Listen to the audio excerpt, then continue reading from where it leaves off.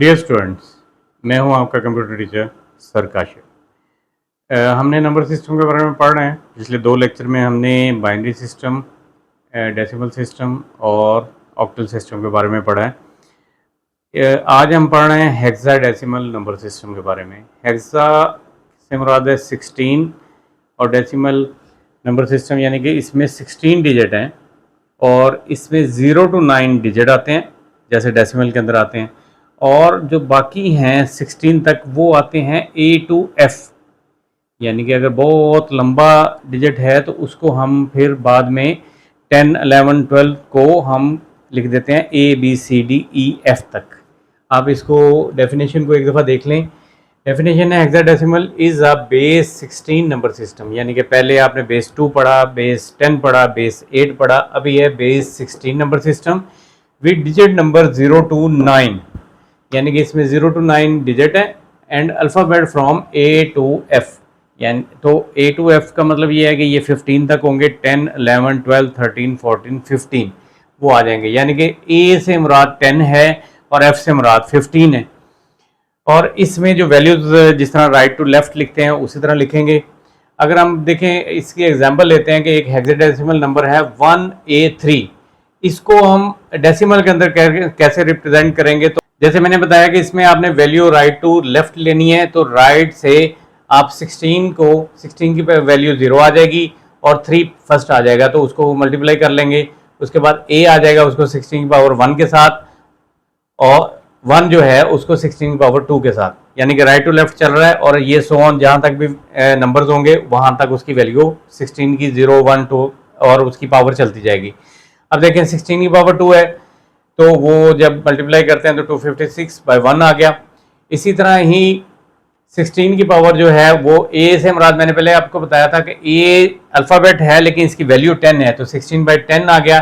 और यहाँ 16 की पावर 0 है तो 1 आ गया और 3 को उससे मल्टीप्लाई करेंगे तो 256 + 160, ये 256 आ गया, ये 116 आ गया, 160 यानी कि, और उसके बाद ये मल्टीप्लाई करके 3, और जब इसका नंबर आएगा पूरा मुकम्मल 419 तो ये डेसिमल नंबर होगा। 419 जो है डेसिमल नंबर बन जाएगा 1A3 हेक्साडेसिमल का नंबर।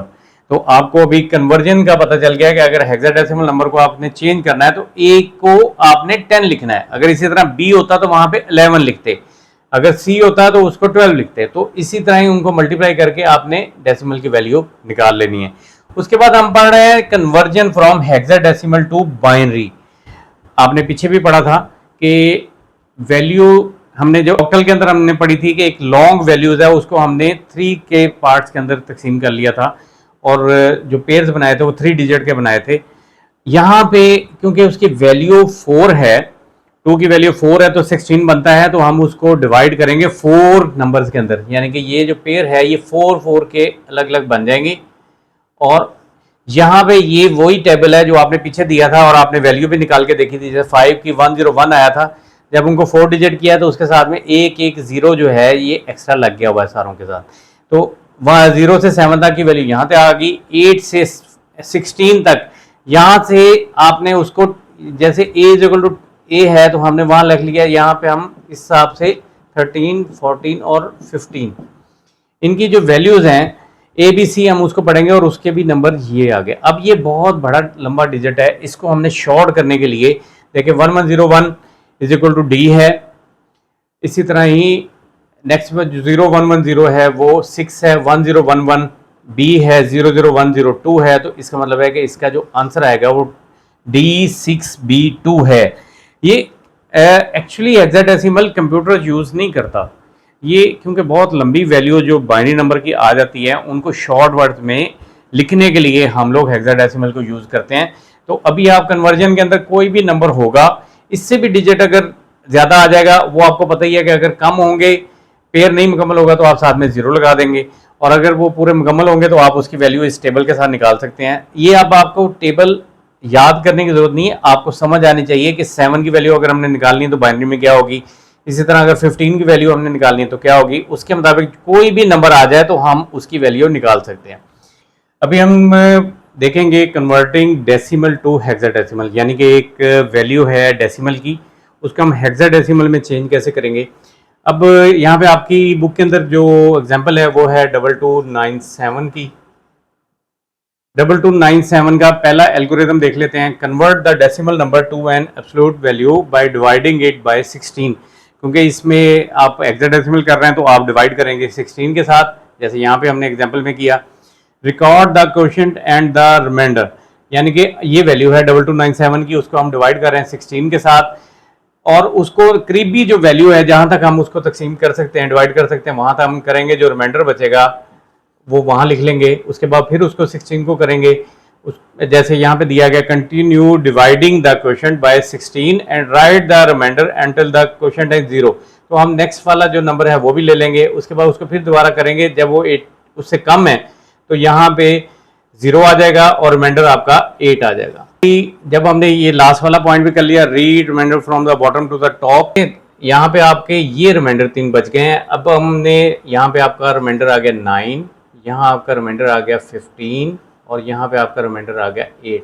अब आपको ये पता है, जैसे हमने यहाँ देखा कि जहाँ पे 15 है वहाँ पे हेक्साडेसिमल में हम f यूज़ करते हैं, तो इसको हम लोग 15 को f लिख लेंगे। तो आपका जो आंसर आएगा, बॉटम टू टॉप करना है तो ये 8F9 आपका आंसर होगा। ये जो क्वेश्चन है इसी के 3 पॉइंट्स एग्जाम्पल के अंदर भी उन्होंने समझाए हैं कि आपने 2297 को 16 पे डिवाइड किया, आपका रिमाइंडर आ गया 9, क्वेश्चन है 143। उसके बाद 143 को जब आपने डिवाइड किया 16 पे तो आपका रिमाइंडर आ गया F, और इसी तरह ही 8 को जब 16 पे किया तो क्वेश्चन 0 आ गया और रिमाइंडर आपका, तो 8F9 ये आपका आंसर है। तो अब आपने हेक्साडेसिमल की डेफिनेशन भी देख ली, हेक्साडेसिमल की बेस का भी आपको पता चल गया, हेक्साडेसिमल में कौन कौन से नंबर यूज़ हो रहे हैं, कौन कौन से अल्फ़ाबेट यूज़ हो रहे हैं। उसके बाद आपने conversion from hexadecimal to binary भी कर लिया। इसके बाद हमने डेसिमल टू हेक्साडेसिमल भी करके देख लिया, एक एग्जाम्पल भी कर लिए। अब आपने क्या करना है, आपने बाइनरी, डेसिमल, ऑक्टल और हेक्साडेसिमल, इसमें कन्वर्जन की एक एक एग्जांपल आपने खुद करनी है अपने पास से नंबर बना के। और जो बुक में भी क्वेश्चन दिए हुए हैं, लास्ट में एक्सरसाइज में भी कुछ क्वेश्चन दिए हुए हैं, उनको भी कर सकते हैं या आप अपने पास से भी कर सकते हैं। देखिए थोड़ा सा कॉम्प्लिकेटेड है ये, क्योंकि ये आप लोगों के लिए न्यू है और मैथ से रिलेटेड है। तो आपने इसको, जैसे मैंने पार्ट्स में आपको बताया है, इसी तरह भी आपने भी पार्ट्स में ही समझना है, कंफ्यूज नहीं होना। पहले आप बाइनरी को अच्छी तरह करें, बाइनरी को करने के बाद उसकी कन्वर्जन करें, फिर आप डेसिमल को करें, उसकी कन्वर्जन करें, फिर ऑक्टेल को समझें, उसकी कन्वर्जन करें, और फिर हेक्साडेसिमल को करके उसकी कन्वर्जन करके देखें। कुछ नीचे क्वेश्चन भी दिए होते हैं आपकी बुक के अंदर, उनको भी करके देख लें। तो यहाँ पे हमारा नंबर सिस्टम, जब हम इसको फर्दर जब पढ़ेंगे तो उसको हम एक टॉपिक के अंदर इनको चारों को, नंबर सिस्टम को कंप्लीट करेंगे, जो नेक्स्ट वीडियो बनेगी। अभी फिलहाल आपने इन तीनों लेक्चर्स को, एक ही लेक्चर है लेकिन उनको 3 पार्ट्स में है, इनको अच्छी तरह समझना है। आपका नंबर सिस्टम यहाँ पे खत्म हो गया। मुलाकात होगी इंशाल्लाह नेक्स्ट लेक्चर में। अल्लाह हाफिज़।